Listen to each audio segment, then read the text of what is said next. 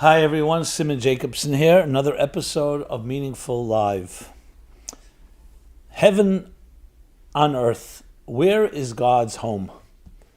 This program is dedicated in honor of yours truly, Rabbi Simon Jacobson, with appreciation for his Torah teachings that have deeply inspired and transformed lives. Thank you so much. With so much going on in the world today, this may sound like an esoteric topic. What does it have to do with what's going on, with executive orders coming out of Washington, with a war in the Middle East, in Ukraine, with the challenges that we have on so many different levels? So why are we suddenly talking about heaven on earth? Where is God's home? Well, let me tell you its relevance. You know, one of the big philosophical, theological, I would say even psychological and even scientific quandaries has always been the search for unity, of integration, singularity. In many ways it came down to what we call today energy and matter. When Einstein wrote that most famous equation, E equals mc squared, that energy and matter are truly one and the same. Everything matter is really energy, and energy can be turned into matter. That was a revolution. But the truth is, the mystics always knew that was not just a possibility, but that was reality. You know, just a simple example. You take a cup of water. You heat the water, it becomes gas. You freeze it, it becomes ice. If you saw ice, liquid, gas, you wouldn't know, unless you knew otherwise, you wouldn't know that the same entity, just three different forms of it. You put a piece of wood in a fireplace. The wood suddenly becomes fuel. If you just saw the wood and never tried it, you wouldn't know that. So the truth is that all of existence is really, on the surface level, looks one way, but beneath the surface, when you get into the elementary level, the molecular, the atomic and subatomic, something else all entirely. But the truth is they're all part of one dimension. Are you a body or a soul? Now, on a theological level, the question has always been that we live in a material world. That's very clear. And we have material needs to eat, to drink, to sleep, relationships. We have all kinds of material needs that we have. I'm not even getting into excess, luxuries. And then there's also the transcendent part of us. Transcendent part of us is far different, much more sublime.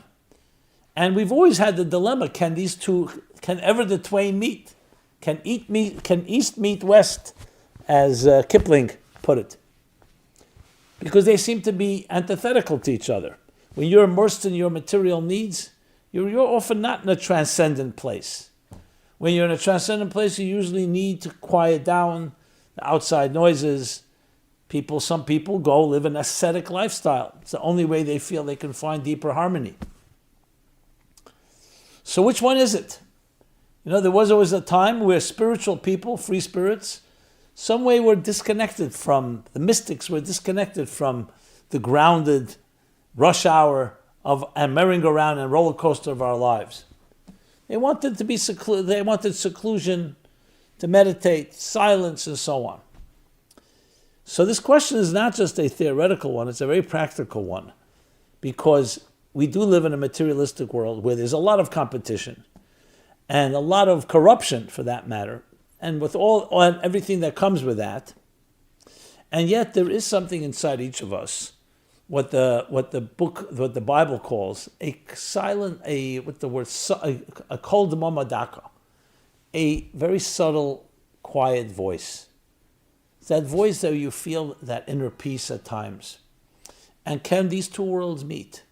So many of us compartmentalize. That's our solution. All week long I'm working. I'll dedicate a weekend with my loved ones. I'll read a book, listen to music. We find ways to compartmentalize. But compartmentalization ultimately defies the very basis of what really gives us true peace and harmony, and that is integration, unity. So, which one is it? Do you opt for a more spiritual life and give up some of your material dreams, or the other way around? Now, this is all based on the premise that they are antithetical. Comes another approach that says, no, they're not. Because there's a third world. It's not just matter or spirit, matter and energy. There's a world that is neither matter or nor energy. Beyond both. And therefore they can both be integrated. That means there's a way to spiritualize the material. When we discovered about energy and matter, it wasn't a battle between matter and energy. It was discovering the energy within matter. And how do you harness the tremendous power, nuclear power, atomic power, that lies even in the fiber, even in the thread, even in one hair follicle. And the same thing is on a spiritual level. It's another way of looking at things. It's not that the only way to find nirvana is to escape. It's within existence, but you need to be focused. You need to realize what's the means and what's the end. Because in truth, every piece of existence, every fiber of existence, every detail of existence carries potent, tremendous spiritual opportunity. The mystics call it the spiritual sparks that are scattered all over the world. The example I would give is, think of a book, a grand, classic, tremendous book, the book of life. It's a narrative, it's complex, many details, intricacies, nuances. Then someone takes the book and tears it up and scatters the little pieces all over the earth. And they say, your job is to come collect, gather, and reconnect these fragments into the narrative once again. Or think of a musical composition, beautiful composition, and someone takes all the musical notes or the however you define it, and again scatters it. Your job is to come back and rebuild, recreate that music. That is a way of understanding what we call tikkun olam, tikkun. The word of tikkun means to repair. To repair what? Fragments. So your life is made up of many fragments, many details. Starting from the moment you were born, to whom you were born, your family, your schooling, the places you've traveled to, and a lot of things going on. But try to list something you did list one day of your activities and try to find a thread that connects them. It won't be that easy. But when you understand there's a spiritual narrative, spiritual mission in everything you do, then things get connected. Because they're all encompassed in a bigger story. What's the story of your life? Sometimes, as Kierkegaard puts it, we can only understand our life backwards, but we have to live our life frontwards. We live from today till tomorrow. You look back at times, you say, now I understand why I met this person, why I had this setback, why this happened, that happened. Because it is a narrative, and it's constantly on the move. It's constantly unfolding. And learning how to navigate that is the key to everything. So heaven and earth, where do they meet? Right at your doorstep. In every deed that you do, in every act that you do, you have two options. You're either going to spiritualize the material, you're going to find the common denominator, or it's going to be compartmentalized, or worse. A tenuousness, a tension that often takes place. So it's really about understanding, as they say, that we're not physical beings on a spiritual journey, we're spiritual beings on a physical journey. So it's getting to know your life and looking through the lens of your soul, not the lens of your body. Your body looks at immediate, instant gratification. What do I need to do now? I wake up in the morning, I got to rush, get myself a coffee, rush to work, whatever it may be. Different appointments and so on. That's survival living, even if you're very successful. But it's being driven by the moment, driven by people's expectations, demands, responsibilities. Some of it may be good stuff. Then there's another way of looking at it, through the eyes of a mission statement. What is the mission of your life? Where then everything that you do is all under that rubric of your bigger objectives. What do you want to achieve? What mark do you want to make in this world? And that's where spirit takes over. And all your material activities are essentially just spokes driven by that hub, spokes of a wheel. They're means to help fulfill that deeper mission. It's a very different way of looking at life. And that's indeed why the mystics put it this way. They say, yes, heaven on earth.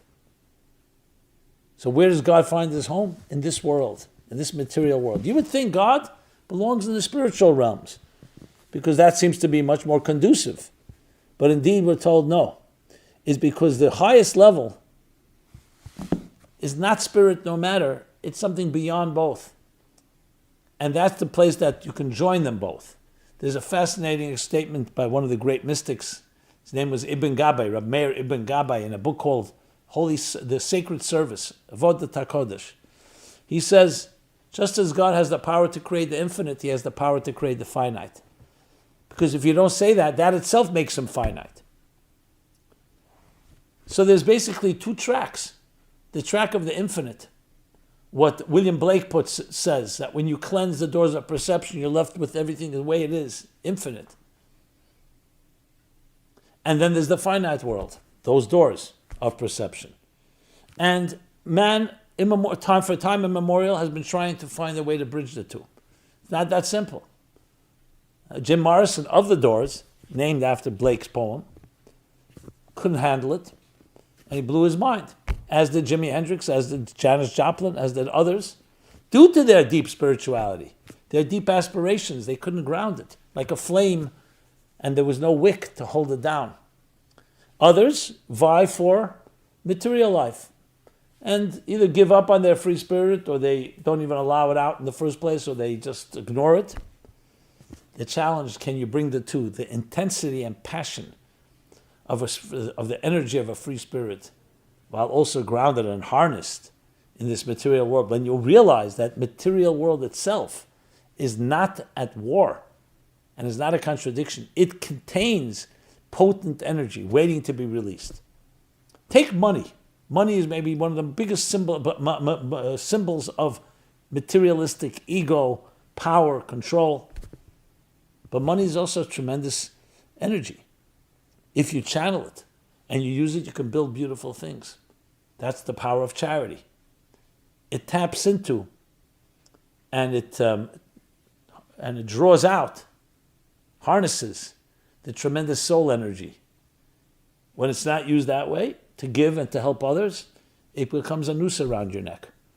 How many people have told me, very wealthy people, I live in a gilded cage. Yes, I have money, I can do whatever I want, but I can't really do whatever I want, because I don't even know what I'm doing with my life. So money becomes, yes, a tool. It's like having a tremendously big tool chest, but what are you using it for? So it's a drug. It's a distraction. You can keep yourself very busy and feel on top of the world. But at the end of the day, it all comes down to your inner soul's mission in this world. And that's what we read about actually in the Bible this week. We read the chapter about building a home down below on earth. It's an unbelievable concept. Not in heaven, not in paradise, not in spiritual utopias, in this very material world, with all its corruption and its duplicity and its distractions. Because when you learn how to tap into it, that matter becomes energy. That matter becomes spirit. And the most powerful spirit of all. So it's a life where you integrate your body and your soul. You don't ignore your body. You don't live an ascetic lifestyle. You engage with the world, but you're not of the world. Your feet are firmly planted on the ground, but your head is in the sky, is in the heavens, in the clouds. And you bring them both together. Is it easy? No, it's not. But it's a model. It's a blueprint for life. And in truth, every problem we struggle with, all the challenges are resolved when we have that type of sense. Today, the media, everyone is trying to grab your attention. Everyone's trying to seduce and overstimulate your senses. Just look at your smartphone, look at the media, look at social media, whatever. To take control of your life, you have to live a life from inside out, not from outside in. Your stimulation should be coming from within, from your calling, not whatever anybody wants of you, and then you have to react. Proactive instead of reactive. And that really helps us reframe and look at things, a different type of lens altogether. And we then indeed can build from our very material world the most spiritual, powerful energy, spiritual, powerful home. And that's how we have to look at it. Enough of living moment to moment. To live an expansive way in that sense. And expansiveness begins with the Spirit. So may you all be able to do exactly that. Don't get distracted. Don't get seduced. Don't buy into other people's narratives. Find your narrative. Make it happen. Make your material life be a true expression, a true channel for your spirit, for your inner energy. Thank you so much. Simon Jacobson here, meaningfullife.com. Please subscribe to our offerings, to our growing YouTube channel. Please share. I'd love to hear your feedback, your thoughts, your comments. Be blessed and be well. Thank you.